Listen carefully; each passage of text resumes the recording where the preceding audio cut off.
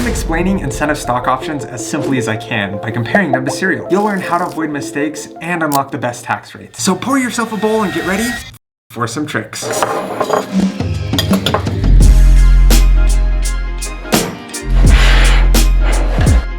We're gonna start by talking about the grant date, which is the date that your company gives you the stock option. The stock option is like a coupon. When you're given a coupon to buy cereal, you don't actually own the cereal, you own the coupon. Likewise, when you're granted a stock option, you don't own the company's stock, but you do own a contractual right that allows you to purchase company stock at a set price. The catch is that you can only use that coupon or stock option when you are fully vested. A vesting schedule is a set time that needs to elapse in order for you to use your coupon. But what about the taxes on grant date? On this day, you have as many taxes as I have friends.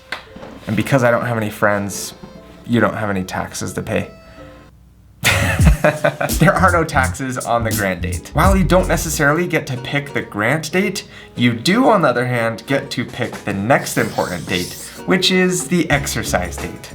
The exercise day is the day that you buy the shares. It's like using your coupon to actually buy the cereal. That amount that you have to pay per share is called the exercise price. They also refer to that as the strike price, the grant price, or the purchase price. Once you pay that price and receive the share, then you are an owner of company stock, just like you'd own the cereal after purchasing it. Let me show you. A box of cereal costs $3. You own a coupon that allows you to purchase that box for $1. You walk into the store and hand the clerk $1, show them the coupon, you walk out with a box of cereal worth $3. Similarly, a share of your company stock costs $3. You've been granted a stock option with an exercise price of $1. When you exercise, you hand over $1, show your stock option, and walk away with company stock worth $3. Because you decide when to exercise, you may be wondering, well, when do I exercise? Honestly, it's pretty complex. So what I did is I created a YouTube video answering that question.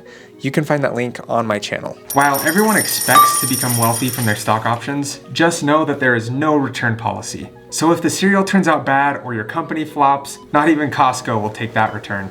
Because we're dealing with an investment, there's always a chance that you're buying worthless shares and you ultimately lose money. I've got 4 tips to help you avoid mistakes that I'll share in just a minute. You use your coupon to buy cereal, and what do you do when you have lots of cereal? Well, you eat it.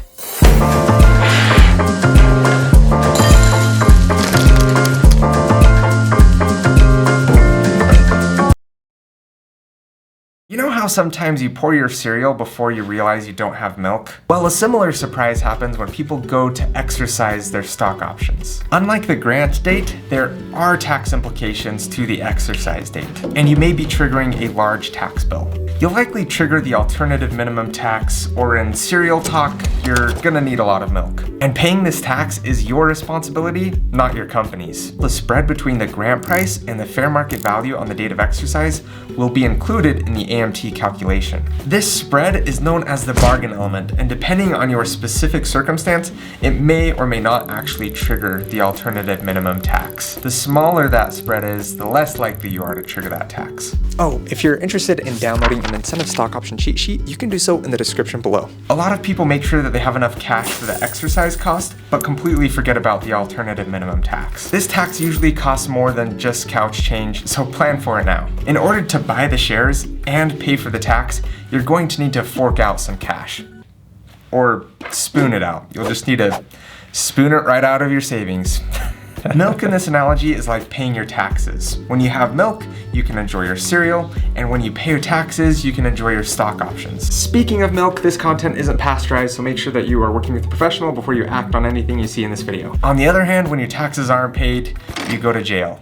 And jail in this analogy is comparable with, well, jail. Isn't it ironic that when you don't pay your taxes and go to jail, you then get to live off of other people's taxes? I digress. The third important date to know is the date of sale, also known as the date of disposition. This is the day that you sell your company stock. Or in terms of cereal, this is the day that you sell your cereal? Okay, I get it. The analogy falls apart here because you don't typically sell your cereal. Unless you happen upon a cornflake that's the shape of Illinois. I can't believe somebody bought that. At some point, you're going to want to sell your company stock so you can get your return on your investment. Maybe you're wanting to get a down payment for your house, retire early, or fund a child's education. But when you do end up selling, here's how you unlock the best tax rates. Call it a tax loophole, or a tax fruit loophole.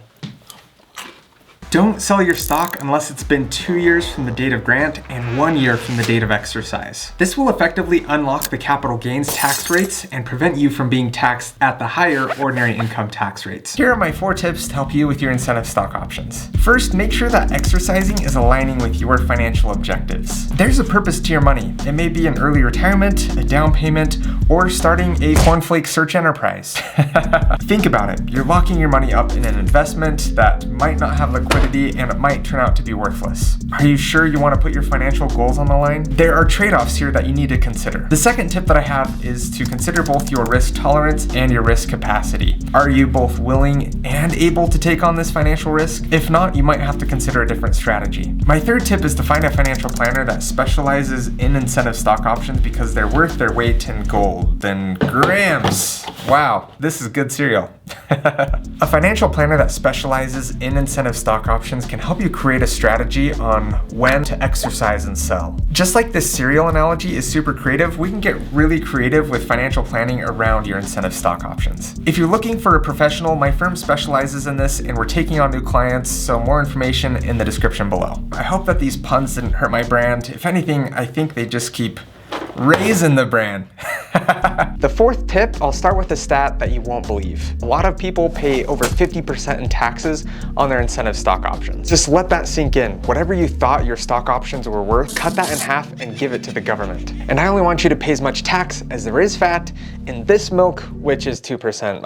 I drink 2%. I'm a big fan. The tip is to understand your tax bill before exercising. Here's the trick to lowering your AMT tax bill. Well, let me just explain it in this video right here.